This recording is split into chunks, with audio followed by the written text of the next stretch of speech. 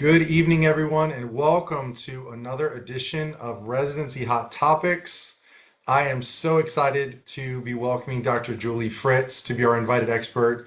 She and I worked together for many years through residency and fellowship, research, and some other things. She is one of the most impactful researchers in the physical therapy field, and we are truly blessed to have her helping us navigate a very difficult topic. So, Julie, with no further ado, the floor is yours.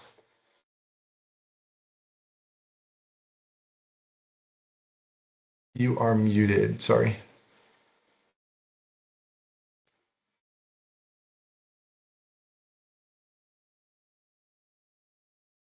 Okay.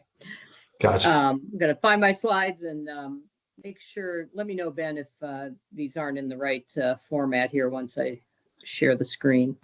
Yeah, you're up and shared. Looks great. Okay, great. Well, it's really a pleasure to be here and talk with you all. As Ben mentioned, he and I have been colleagues for quite a while, and always enjoy talking research with him and with folks that he's working with. So I was giving him a hard time about this title and a bit of false advertising that I think I've been researching in this area for now almost 30 years, and I don't think I've unlocked any clarity yet, but I figured I'd take the opportunity to talk a little bit about what I've been working on and some things you might find interesting. And one of the things that I think becomes something that uh, you do once you get to kind of our age, um, it is think back on kind of where things were at when you entered the profession. I didn't enter the profession in 1981. I think I was in junior high, so I'm not that old. But when I did, these questions about clarifying who to treat with what were as much of a part of the dialogue professionally as I think they are now. So, this is really kind of the holy grail of what we're trying to do as clinicians and as researchers, which is to, if it were only this kind of straightforward, but we're trying to figure out what kind of patient needs what kind of treatment for back pain. And there's a few kind of things along the way. I think I've used this quote in countless presentations that I've made. Let's see, 1985, I was in high school, but this was a publication from a physiatrist in the UK. Again, talking about a challenge that I think we still hear frequently from our medical colleagues and others, that it's just really not clear what you're going to get when you go to see any given professional physical therapist for back pain. And, a name that certainly has been prominent when I was entering the profession is Gordon Waddell. And he's talking about this idea that for many of us, and I think this kind of has been a characteristic of my career, the holy grail of back pain research is to figure out how to really, in a meaningful way for clinicians, categorize people with otherwise non-specific back pain, and then understand what the implications are for physical therapy treatment. So, when I entered the profession, I got my PhD. Julie, can I pause here for a sec? Yeah. It looks like the slides are not progressing. Oh, all right. Let me. So sorry, you'd have no idea what I'm talking about here.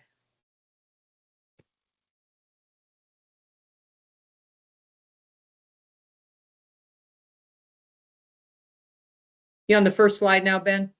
I'm on the Mackenzie slide, the 1981. For some reason, you're like one ahead of me. So now you're on the Sikorsky slide. No, it's not progressing. Maybe unshare and reshare. Yeah. Sorry, everyone. Oh, it's all good. All right, let's give this another go here. Stopping me.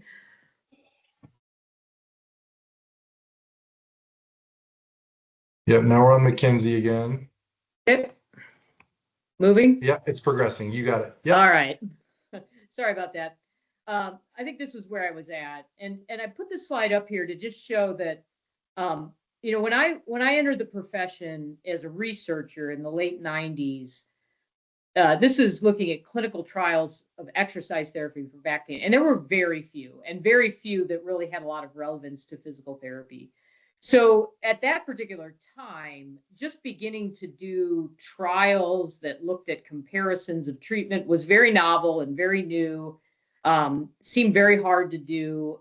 And it felt like you could move the field by beginning to do that kind of research. But as you can see, and this leaves off at about 2020, so it's that exponential pace continues. And and as a researcher, this is a quote from the Cochrane review, but as a researcher, what this really clearly indicates is that we don't need just one more clinical trial that compares A to B. That's not likely to advance the field. It's not likely to really move us forward in a meaningful way. So as researchers, we really have to give some thought to what's actually going to help us cut through the heterogeneity and better understand what we need to do clinically to get better outcomes. These are some recommendations from a large systematic review about 5 years ago. And you can see what they were really talking about. I'm going to touch on the first two primarily. Is there's still that bullet point there about what patients benefit from which therapy. And so it's that treatment matching thing. It remains a significant challenge for research. But the other thing that really caught my attention when this report came out was this issue around combinations and sequences of treatment. And I'll explain that a little bit more, but it really struck me that there's a mismatch between the way we do clinical trials and the way we do clinical practice. And then, again, this is not the point of, this is a whole other conversation, but for what we do know, how to make sure that it gets implemented appropriately is clearly another research challenge. So when we talk about subgrouping, you probably know this, but I just want to kind of make sure we're clear on what we're talking about and maybe more importantly, what we're not talking about. We know a lot in back pain research about prognostic factors. For example, it's less favorable to be older. It's less favorable to have leg pain, et cetera. There are factors that give you a worse prognosis. But what we're really talking about is a factor that when it's present or absent should tell you which treatment to do so that you get better outcomes. So that treatment A isn't necessarily better than treatment B, but it is when it's matched to the right patient characteristics. That's the idea of classifying or subgrouping or phenotyping or whatever label we put on it. So if we graph it, it looks like this. Like this is looking at centralization. I don't think this is real data, but the idea here is like this, it's just better to centralize. You tend to get better outcomes, but it doesn't matter which treatment you do. The lines are parallel. But what we're really trying to find oftentimes is something that looks more like this, where the change, the ability to improve really requires that you match the treatment to the patient's characteristic that's really key. And we have just struggled as a profession, as a body of researchers, I should say, more than as clinicians, to identify what those factors are that are on the x-axis or the y-axis or the x-axis here. And there's a lot of debate in research about just how much attention we should put on this idea of identifying subgroups. And I think this is useful just to give context to the discussion that there's a school of thought, and I think it still exists, even though the paper I'm quoting here is 20 years old, that subgroups really are dangerous things. And that even though clinically we identify heterogeneity and we identify that not all patients need the same treatment approach, when we try to research it, it's really challenging. And apparent subgroups, I've certainly experienced this in my own research, are hard to replicate. One of the big challenges with studying subgroups is you need a big sample size, and that's hard to do. And it may just be the case that the magnitude of really true effects of subgroups is not enough to impact clinical practice. And then there's others who feel like this is the key to unlocking better treatment outcomes, essentially. That heterogeneity of treatment effects is critical to really determine the value of any given treatment for patients. Okay, so I want to talk a little bit about just some approaches now to thinking about different ways to do clinical trials that take into account both better strategies for subgrouping patients, as well as better strategies to look at dynamic treatment regimes. I'll explain what that means. So this goes back to the idea of what does practice look like and what does research look like in terms of a clinical trial. So I don't even know what this was, but some clinical algorithm on the practice side here, just to say that as a clinician, we test something, we determine the outcome of the test, that drives the next decision. From a treatment perspective, you try a treatment, you reevaluate the patient, you change or you stay the same. And then in clinical trials, this is kind of the classic design where we randomize you to once and forever be in a group, and that's what you do. And with a condition like chronic back pain, that's not reflective of the real world, where people, if they don't start to get better, they try something else, you change your treatment as a clinician, et cetera. So the question really is, how do we better mimic what people actually do in our research? And that's the idea of a dynamic treatment regime, which preserves the standardization that you need in research. One strategy potentially is just do a study where clinicians do whatever clinicians do and study the outcomes. And that there is research like that, but it's a little hard to interpret the results. It's a little hard to replicate. So instead, we can create treatment regimes that are rule-based, but also allow that flexibility. So it looks something like this, which I think mimics clinical decision making in a reasonably appropriate way. So we start with some kind of treatment. We have some way to judge the response of the patient to the treatment, and then we make a clinical decision about what to do based on that response. And this then allows us to evaluate sequenced clinical decisions for individual patients, which is often what happens in the real world. And it can fit into a larger paradigm of personalized medicine, which is another term that really fits what we're talking about here, trying to tailor the treatment to the patient. But it's, as you might imagine, a little more complicated than that, because there's a lot of decisions that you have to make when developing this kind of a dynamic treatment regime. So what is the decision, and when does the clinician make the decision? So in the context of chronic low back pain, when should we decide that a person's a responder or not? After 2 weeks, after 4 weeks, after 6 visits? What information should be used to define someone as a responder? Should it be a clinical measurement that we take on the patient? Should it be the patient's perspective? How do we define responder? Then obviously what sequences or intervention options make sense? What reflects what clinicians do or has a strong scientific rationale? And then thinking about, again, the outcomes. How do we think about long-term and short-term goals of this kind of an approach to research? And then we can put this all together into something that looks pretty complicated and is pretty complicated in the design for a research study. And this is called a SMART design. And some of you may have seen papers that use this sort of approach. But now what we're looking at is multiple randomizations to be able to test steps along the way and really build a dynamic treatment regime that plays out over time based on preset rules about how a patient responds. And then the goal here is really to inform evidence-based decision rules and dynamic treatment regimes. So why would you do this? This is, again, just another kind of general diagram. You can ask questions like, what's the best treatment to start with? That's a very important question for chronic pain. When and on what basis should we make a decision about how good stage 1 treatment is? then what kind of change should we make? How should we modify treatment? Should we step up the intensity of what people are already doing?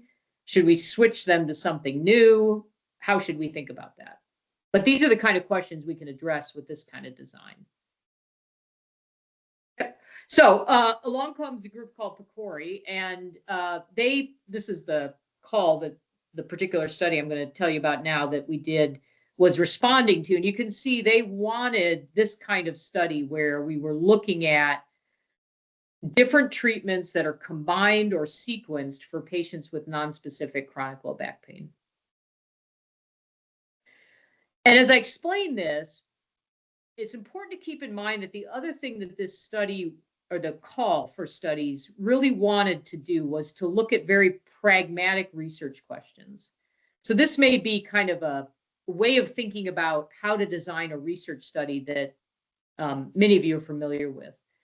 That, we can ask a question about, does a treatment work if we set up the ideal conditions for the treatment? And what does that mean? Well, we pick our patients very carefully. So people that we fear may not be adherent, may struggle with various aspects of the treatment. We'll, maybe people who have mental health comorbidities, et cetera, we'll select them out because that's complicated. We'll use very strict interventions delivered by very highly trained therapists. And importantly, we'll do it in a setting that's not a research setting. So in my world, this would mean we bring you into our research lab. We have research physical therapists who are doing the treatment. That's all they do all day. They don't have 8 people waiting for them. And importantly, patients don't pay for the treatment. And as you all, I'm sure, could attest, if we took payment out of the equation, patient adherence gets a lot better. In fact, we actually pay people generally to be in these studies. So adherence looks very different than it does in the real world.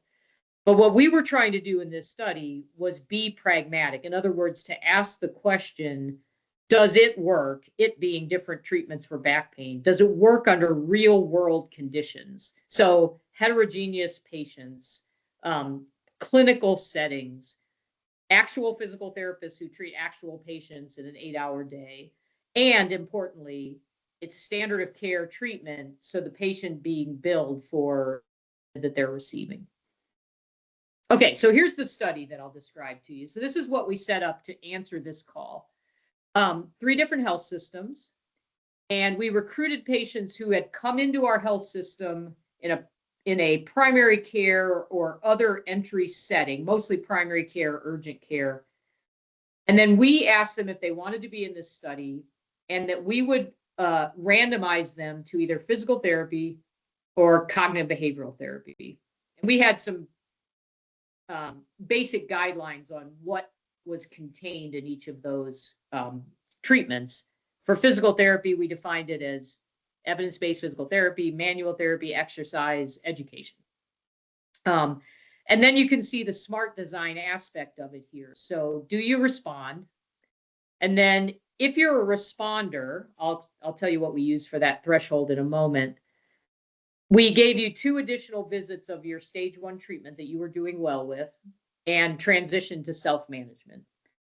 If you are a non-responder, we either switched you to the opposite treatment of what you were doing. So PT went to CBT, vice versa. Or we introduced kind of a different treatment paradigm and used a mindfulness protocol. So this is the way we set it up to build these dynamic treatment regimes. So if you think of this, there's 4 regimes within this. So we could say, like, maybe the best way to treat a patient who comes into a health system with back pain is start with PT. And if that doesn't seem to be the right treatment for this particular person, switch to CBT. So that might be one protocol. And then you could go through the 4 different combinations here. Maybe the second treatment should be mindfulness. Or maybe we should start with CBT and switch to PT if CBT doesn't work, so to speak. Or use mindfulness. So these are the questions we can address in a study like this. And then there's a few other things to say about this design. You can imagine you need a lot of patients to do this kind of study. And what that also does for you is it allows you to ask subgrouping questions in the first treatment phase, PT versus CBT, with enough patients to really get at subgroups of patients. So do men, men versus women. Is it perhaps the better pathway for men to go the CBT route versus women, or people who are on long-term opioids to go one direction or the other? We were able to come up with some of those hypotheses to test. And then, of course, we could look across the phases at these dynamic regimes. So a few more details. Here's the eligibility criteria. So chronic low back pain, basically. Again, pretty broad. It's a pragmatic study. We're trying to, really include the kind of people you see in the real world. Here's the basic design. I kind of already explained this to you. Very pragmatic. So we're not advertising for people. We paid them a little bit to do the assessments, but patients were financially responsible for their treatment. And that comes up in, as you might imagine, in the results here that we'll get to in a moment. So here's what happened. We screened over 15,000 people, of which we got down to over 1,000 eligible people. Bottom line is we've got 749 people that we could analyze. That's a lot. It allows us to do some different things. We did struggle with the follow-up assessments. We'll talk a little bit more about that in a moment, more than in other studies that I've done. Here's the characteristics of the patients. So this is based on their first treatment assignment, physical therapy or cognitive behavioral therapy. And it's a pretty typical back pain population in terms of age, somewhat more female than male, pretty typical. I think there's a lot of information here, but again, pretty typical population. I think one of the things we were interested in is, were people using opioids, particularly long-term, and did they get opioids at the healthcare visit that prompted their enrollment in the study? And, this study was done in the last 5 years or so after opioid guidelines had become very prominent in primary care. But you can see a little over 20% still got an opioid on that first visit, mostly with primary care. And then here's some of the patient-reported outcomes. So again, this is pretty typical of a clinical population. You can see the Oswestry score, which that and the numeric pain rating scale were our primary outcomes. But in my experience, at least, this is about what we expected in this patient population. So what happened? A lot happened. First of all, COVID happened, so that was fun. And even before COVID, so we started recruiting patients, to give you the timeline here. We started recruiting patients in October of 2019. And we had our first DSMB meeting in February of 2020. And we'd recruited about 150 people or so by that point in time. And we realized we were being pragmatic. So we were helping patients contact scheduling for whatever treatment they were assigned to. But we were doing kind of what you do in the real world, which is, here's the number. Good luck, basically. And people were not starting therapy, which probably should not have been a big surprise. Then along comes COVID. We have to delay the study for quite a while. Then, again, I don't have to tell you this, it's a mess. Everybody's got, 30, 40, 50-day wait periods to get into care. It's a pragmatic study. So you can see what happened in the text here on the side. More people started PT than CBT. Of the people who started, the mean attendance, we wanted people to attend 8 sessions. We got an average of 5 for both groups. And you can see that on average, or in the median, on average, it took a month to get people into care. And those are the people who actually attended. I know that we had people who, the first appointment we could get them was 50, 60 days out. Turns out that's not great for people initiating treatment, which, again, is no surprise, but it really became a challenge once we started after COVID. Um, Bottom line here, 73 PT patients were responders versus 38 in the CBT group. And responder, I said this earlier, responder meant you improved by 50% on the oswestry, which is a pretty high bar. And not surprisingly, then, about 20% of the people were responders, and it was statistically significantly higher in the PT group. And then in phase 2, it just even became more of a mess. So, it's hard enough to get people to start the first treatment. Getting them to start the second treatment, very hard. Makes it kind of hard, unfortunately, after I gave you that big buildup, to really interpret our 2-phase treatment regimes, though we did, we were able to do some evaluation there. Again, this is just fidelity data, but this is maybe more interesting. So these are the results for our 2 primary outcomes, which is the oswestry and pain intensity. And you can see that across our outcomes, 10 weeks, 26 weeks, 52 weeks, this is just looking at the phase 1 treatment. Physical therapy was statistically significantly better than CBT. And this is an intention to treat analysis. So this includes everybody, recognizing that part of the effectiveness of a treatment is that people are able to start it. So it includes people who never started treatment, which is what you do in an intention to treat analysis. Pain, there wasn't a lot of change in pain rating, and there wasn't any significant differences between the groups, but there was on the oswestry. By magnitude of between 2 to 4, which, as you know, with the oswestry, that's pretty small. And then these are the other outcomes, and it kind of across the board, with a few exceptions, but you can see that across the board, there was benefit to physical therapy versus CBT, which is all we're looking at here. The magnitude of these effects are significant, but not huge. And that's a pretty consistent finding, with a few kind of minor exceptions where there wasn't a difference. Just a few more measures, same pattern. Another outcome that is always of interest is what else were the people doing healthcare wise? And there wasn't too much difference in either the 10-week follow-up or the 1-year follow-up, with the exception of spinal injections, which were higher in the group that started with CBT. So, and if you look at the 10-week follow-up data, so this is phase 1, there's kind of a little bit more utilization among the CBT patients, which probably reflects filling the gap that wasn't being filled by treatment a little bit more with a bunch of other stuff in that particular group.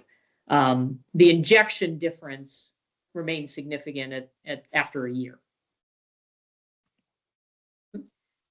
What about subgroups? These were the ones we wanted to test, and I'm sorry that this slide got cut off a little bit, but we pre-specified these. We wanted to look at people who were older or younger based on a cutoff of 50, men versus women. Were you a baseline opioid user or not? And then your start back risk score. Were you high or medium low? And across the board here, none of these differences reach significance. The one that's kind of interesting and shows up a little bit in some different sensitivity analyses is the opioid user difference. Opioid users, the 117, looking at that row, you see some negative numbers, I think only in those findings. And a negative number would mean that the treatment effect favored the CBT group.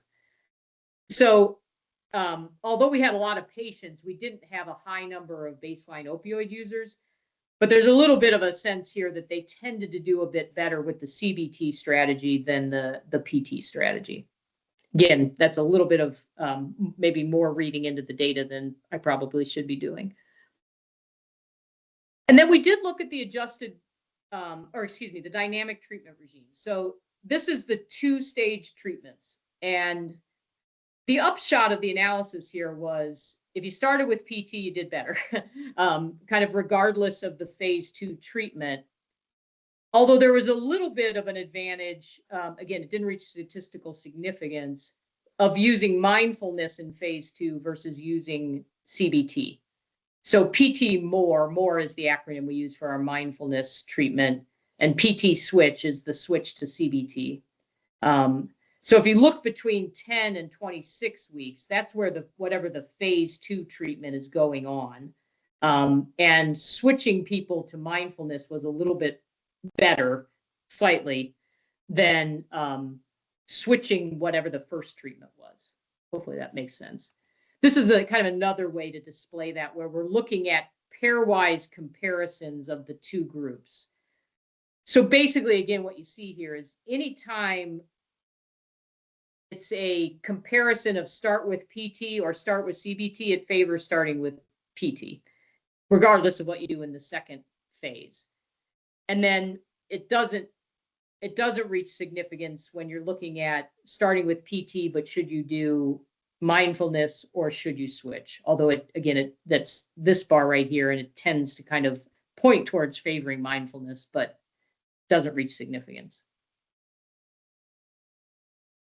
So, it was interesting to write this study up because of all the kind of crazy things that happened during this study. So, there's a few things I think as we were thinking about what did we learn from this. First of all, it was the first comparative effectiveness study of PT versus CBT, which at least in the literature are some of the most commonly studied treatments for chronic low back pain. And there were consistent but small effects that favored PT as the initial strategy relative to CBT.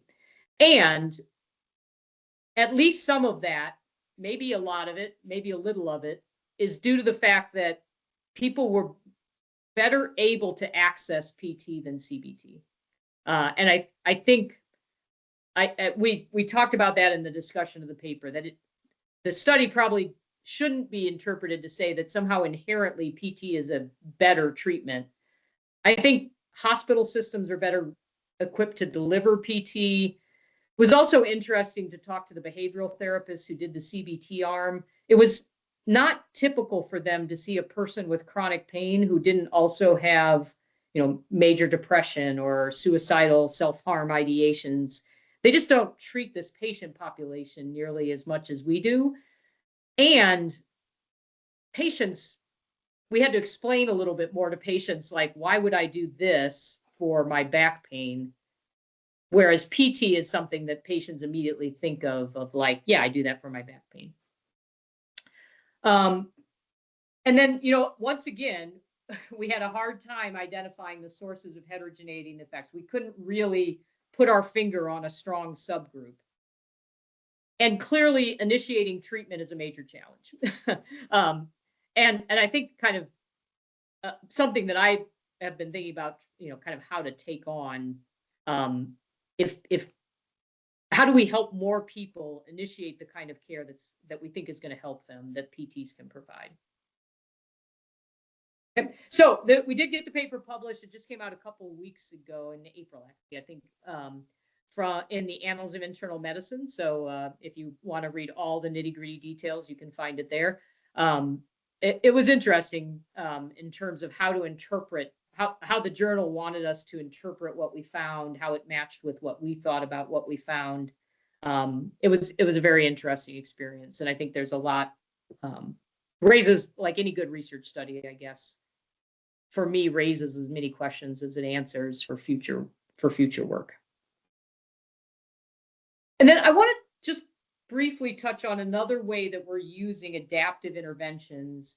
And then after we talk about this study, which unfortunately I don't have results to show you, so it'll be a little bit dissatisfying, I'd be more than happy to hear your thoughts, questions, comments.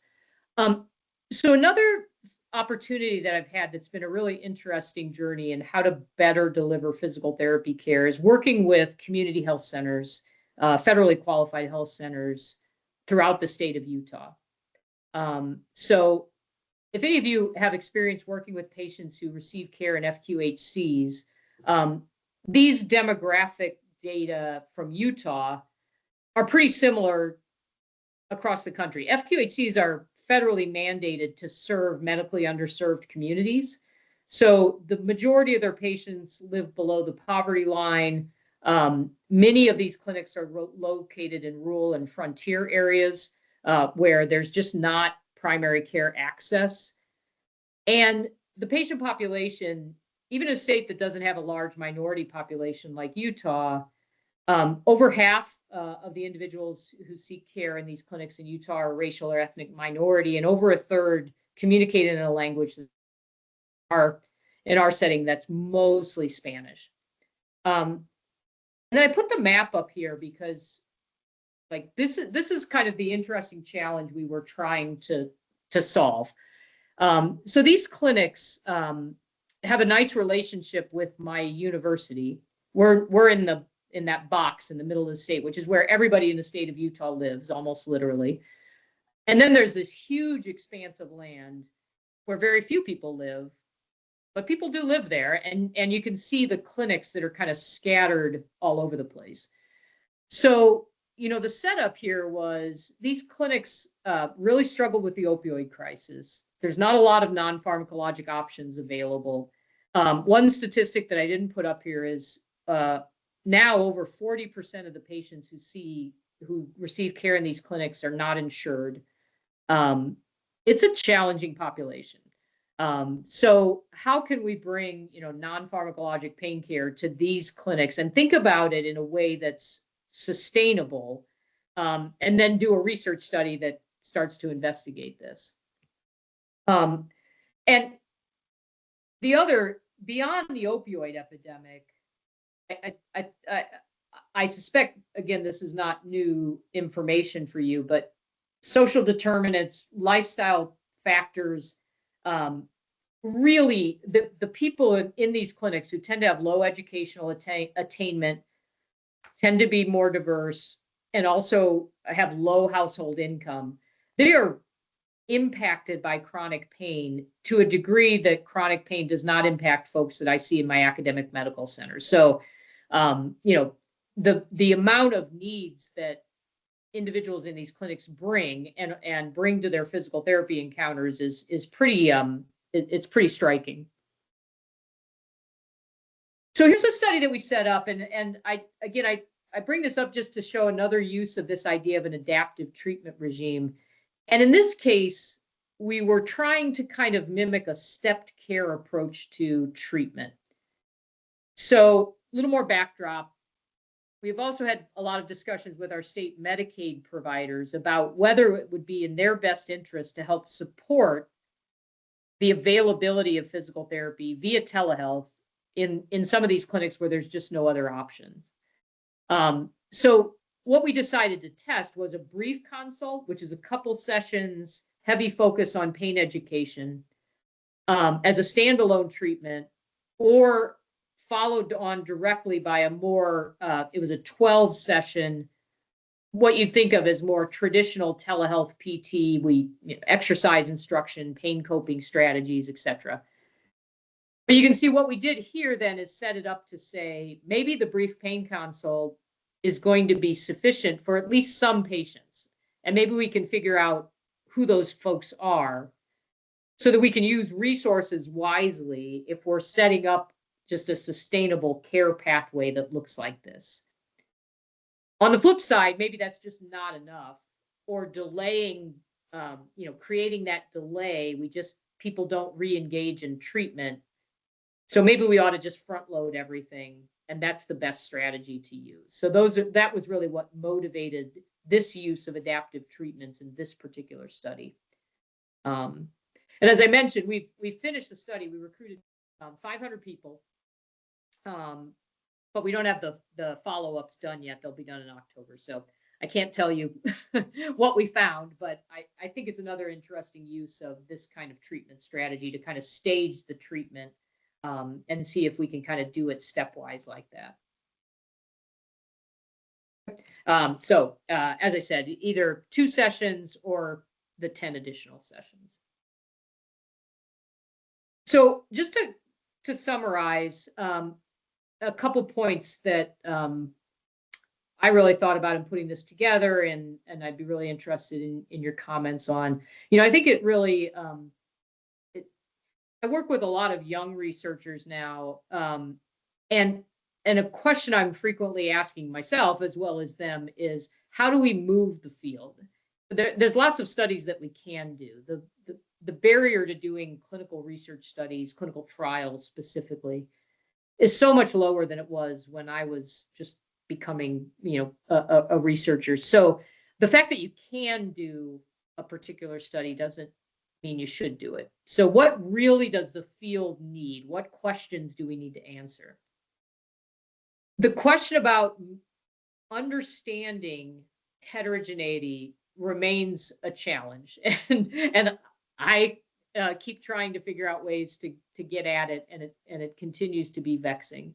And you know, as a clinician, as the clinicians I work with, not all patients are the same, but it is hard to tease that out in research. But we'll keep trying. And then, I think there's a lot of complexity to the way we as physical therapists and physical therapists embedded within health systems make decisions about patients' care. And our research designs often don't reflect that. And sometimes that's okay. Sometimes that's the right way to address the question. But we need more research that not only just looks at what should a physical therapist do for treatment, or is physical therapy better than cognitive behavioral therapy or whatever. But the question that I'm really interested in after this PCORI study is, how do we create pathways that make it more likely that a patient who is referred to physical therapy actually gets there and receives a robust episode of care that gives them the best chance possible to respond. So thank you for your attention, for giving me an hour of your evening. And I'm going to stop sharing. And I think we've got 15 minutes or so for some questions. We do, and please feel free to use either the chat or the Q&A. You feel free to type in your questions. You have one of the best researchers in the world in low back pain, and you can ask all the difficult questions you've got with your challenging patients that you're trying to struggle with. I will get it started, and I was really interested, Julie, to see the starting treatments that you chose, the PT or the CBT. Can you tell me more about how you decided those two? Because I'm sure there was a list of, 100 you could have chosen from. Why'd you choose those two? Yeah, the call wanted non-pharmacologic treatments that are in common use. And, CBT is very commonly studied. There's a good evidence background for people with chronic pain and CBT delivered by some kind of behavioral health provider. The reality is, and we had 3 different health systems, and in one of the health systems, it was a fairly common pattern that patients who had, let's just say, just chronic pain, would find their way to a rehabilitation psychologist who would use CBT or a similar technique. But in the other 2 health systems, including mine, even though there's evidence for that, it wasn't common, which I think was part of some of the struggles with, provider availability and patients, and it was a challenge. But we chose them because there was as much evidence for those 2 treatments in the literature as anything else. So we could defend them as they're both evidence-based, but they've never been compared head-to-head, particularly under very pragmatic circumstances. So that really was the rationale for choosing those 2. And then when you chose the providers, I know that certainly in the white paper that you helped to bring together for our profession to talk about the benefits of physical therapy, early intervention for low back pain, you mentioned, okay, it needs to be at least an active treatment, and it needs to be consistent with roughly with clinical practice guidelines. Did you have any way to measure that your providers in these studies were at least adhering to those pieces? Yeah, it's a real challenge, as you can imagine. Your options are some people videotape treatment sessions, which has its pros and cons. We did what you often do in a more pragmatic study, which was basically 2 things. One is we had checklists basically in the EHR that were linked to billing, so that it's not very granular, but we could at least see, are there codes that represent exercise was done, manual therapy was done, education was done, certain things weren't done, um, and and and at least get a sense of that. And then we also had quarterly meetings with the therapists who were part of the. We did do a little bit of training of therapists, not really in like how to do PT for back pain. We talked about the guidelines, but most of the training was how to work with these research subjects. But we did have quarterly meetings where we reinforce things, talk about cases, at least try to keep those therapists engaged. But it's a challenge in a research study like this. Like, just how much do you enforce a protocol versus how much do you reflect what happens in the real world, which is hopefully therapists are, generally kind of following guidelines, but you're making decisions about what's best for the individual patient using your judgment. Yeah, I can imagine that's a really hard one, especially for someone who's promoted it so heavily to just be like, okay, you do what you Yeah, want to do, I guess. Let's yeah. stick with that. A question came through in the chat, and the question is, since skilled clinicians have always adjusted their approach based on how patients respond, what has your adaptive treatment research shown you that has genuinely surprised you or changed how you think about treatment sequencing? Yeah, it's a great question. Uh, we're just starting to get the results in studies where we've done this kind of thing. So I can give you a few initial observations. One is surprise. If patients aren't getting better, it's hard to keep them engaged in treatment. Like, they kind of give up. And who can blame them? Especially if they have a financial response, like in the PCORI study. So just the keeping people engaged is challenging. It's challenging with one treatment, let alone trying to sequence two of them. Second thing, I remember when we did the very first clinician training for this study, and the clinicians, particularly the psychologists, maybe more so than the physical therapists, were very concerned that, like, telling a patient who either have or haven't responded would be upsetting to the patient, especially if they were considered to be like a responder and now you have to stop treatment. But what if I want to keep doing treatment? They felt like it might cut the treatment off kind of abruptly. None of that happened. By the time folks got to that stage, I don't, at least I didn't catch wind that like patients were upset because they felt like the therapeutic relationship had been, disrupted or something. So I don't worry about that too much anymore. Although you have to, we don't want to, anyways, you do have to think about like what's here. Um, what else? It's after you do a first thing, whatever that thing is, and it's hard to get change with the second thing. And it doesn't really matter what the second thing is. And that might just be like what we call in research, like people tend to regress to the mean. So they tend to there's a period of time where they make some improvement and then they just sort of flatline. It's hard to get people with chronic low back pain to change. And it seems to be particularly hard, not because of any particular treatment, but once you've gone through that first phase and not really made a big response, it's hard to find like the thing that's going to just be like, wow, that's it. And then they respond. Which again, it probably isn't that surprising, but it really kind of hits it home. That's an interesting point, and I wonder. It would be interesting. I would have thought in that case that maybe switching to a totally different practitioner, or totally different approach, you might see a similar, at least, improvement Yeah. just with the new modality, but not so. Interesting. I do think it might be a little bit of why the mindfulness was just a little, there seemed to be a little bit better in the phase 2 of like, it was different versus like Yeah, just swapping PT, CBT. sure. I don't know. That again might just be total speculation, but Ah, interesting. Another question came through in the chat. What are some interventions that were used to treat patients in the study?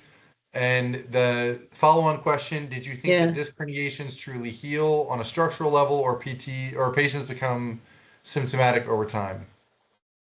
Um, I think, well, the first part I can say that, we in general, our patients in this study received sort of what we hoped they received, in the sense that folks sort of stayed within the guardrails. We didn't, have folks using a lot of passive modalities or really doing things that we were just like, Don't do that. Um, what I want to dig into a little bit more is the progression, and how much therapists were really able to progress particularly the exercise regimens that they had, and whether that sort of bears any connection to outcomes.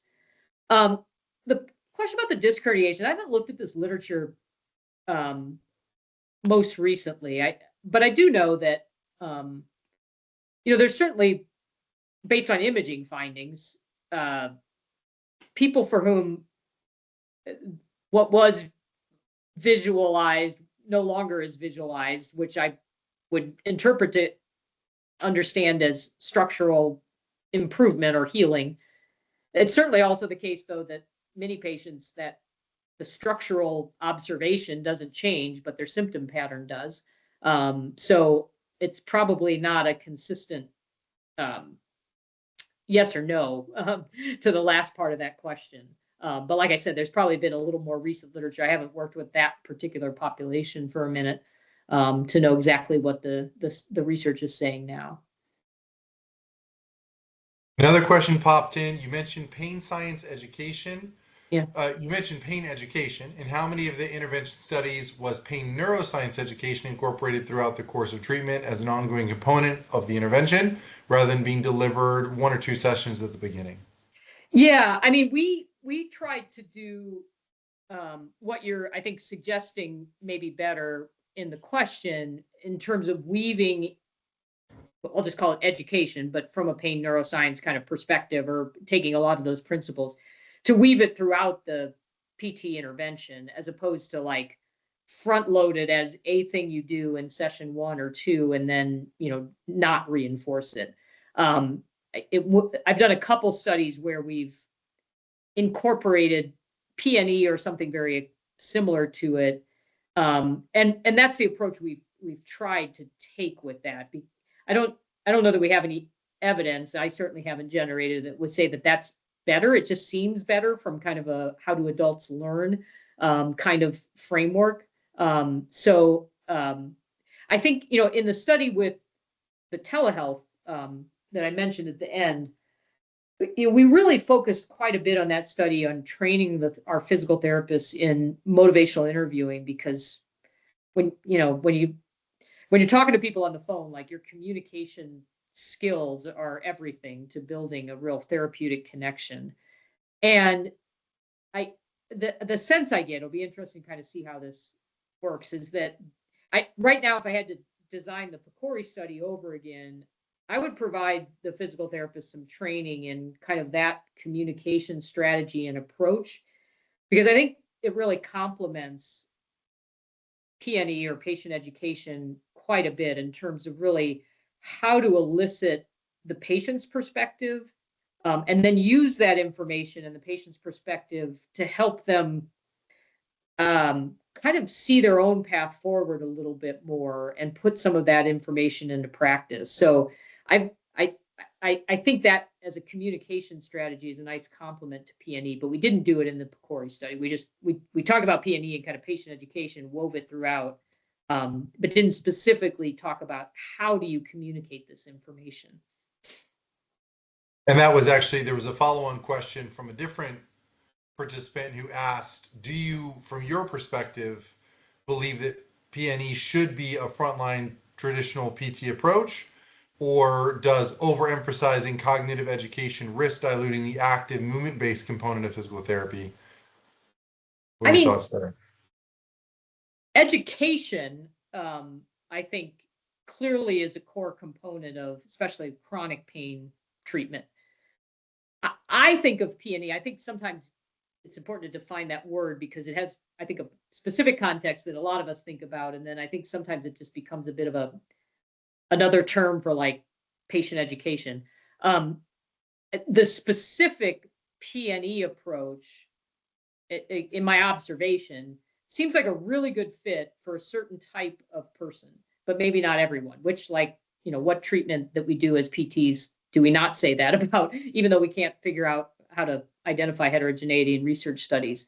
So, I think of it more as patient education. We generally consider to be a core component. You need to educate the patient, but how and in what, I think depends on what is that patient presenting with in terms of how they're seeing their own pain experience, which is why I think motivational interviewing is a nice complement here, because it helps the therapist kind of elicit, like, how is this person really processing the fact that they deal with pain on a day-to-day basis? How do they see it? How is it impacting their life?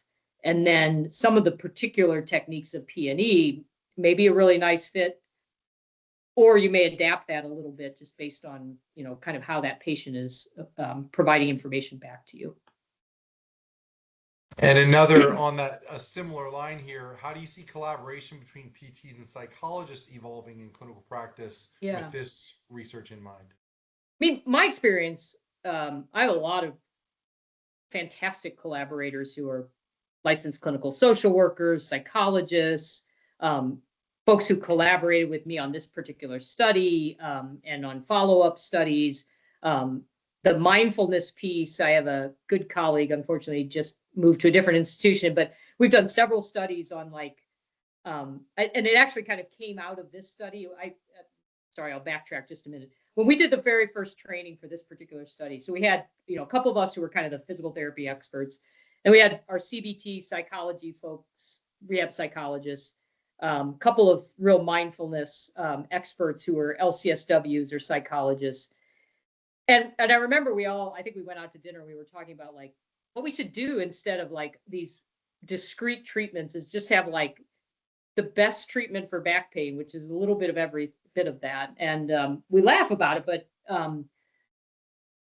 I'm working a lot with that mindfulness colleague now to integrate some of the mindfulness techniques that just seem like really good pain coping strategies into what we do as physical therapists. We're doing a study with post-surgical back pain of, like, if you teach people to just do a little bit of deep breathing and meditation, if that's something they can kind of embrace, how does that affect their pain control?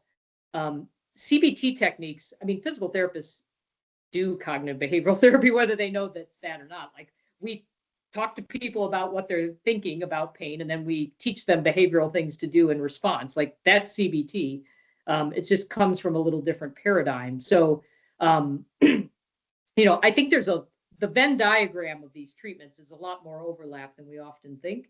And, I've found it super beneficial to work with colleagues who come at it from some of those other disciplines, and kind of see how they approach it. So anyways, that may be a lot more than what you were asking for in that particular question. But I find it to be a very collaborative relationship. Yeah, it's an interesting place to be in. If you've got the ability to collaborate, there certainly seems to be a lot of Yeah. value in it. And then to try to incorporate it into your own practice, there's also a lot of value in it as long as you do it justice. But that's a challenging one. Yeah. And Go often ahead. when I'm talking with psychologists or mindfulness experts, like, we talk about physical therapists use techniques and principles. Without a lot of training, I would never go around saying I do mindfulness or MBSR. Like, no, physical therapists certainly could train and do that, but it's one thing to say, like, we're borrowing techniques and principles that fit well within our expertise versus I'm doing additional training so that, I really am a practitioner of whatever it may be. Absolutely. All right, last question, and I think this adaptive treatment regime idea is fair, I would assume new to a number of people. Do you see this as a wave of the future in research that we're going to see a lot more of this, or did you find it just prohibitively challenging to administer the approach? Yeah, both for sure. Yeah, I don't think we're going to see it. It's resource and time intensive because you just need a lot of people to do it well. So I think that's kind of prohibitive, kind of in and of itself. But like the second study I showed you wasn't that full, complicated, smart design, but it was just embedding what I think is more reflective of clinical practice of, like, first we do this and then we step it up if people aren't responding. So I do think we'll see more kind of creative uses of at least those kind of adaptations, which can be very valuable because if you show because you've predefined the decision. So it's not kind of this black box of like, when do you change treatments? You're actually studying, is this the right time? Is this the right way to do it? And if we're able to identify some of those things, it could be very helpful. So I think yes, but in a more limited way, you'll see adaptive treatments more in research. That's great. It's always been the challenge as a clinician, and I'm sure the clinicians on the call can agree, to identify, okay, does this patient meet the inclusion criteria of the study so that I can apply this reliably, Yeah. and to see approaches like this that are innovative and trying to mimic clinical care a bit more is awesome. So thank you for taking the time. I want to be respectful of everyone's time. Julie, to have you on is absolutely fantastic. What a treat. And it's amazing. I'm sure you could talk for days about this content. For everyone who is listening on the recording and for everyone who attended, thank you for taking the time as well. Just want to do a quick plug for the next one, which is coming up on July 7th. And it is the future of running analysis. We have AI assisted 2D and 3D clinical tools. AI is now becoming obviously a huge topic in our field. We've got an amazing expert here to teach it. So see you guys on July 7th. Julie, thank you again for all of your Thank help. you. And everyone enjoy your evening. Right on.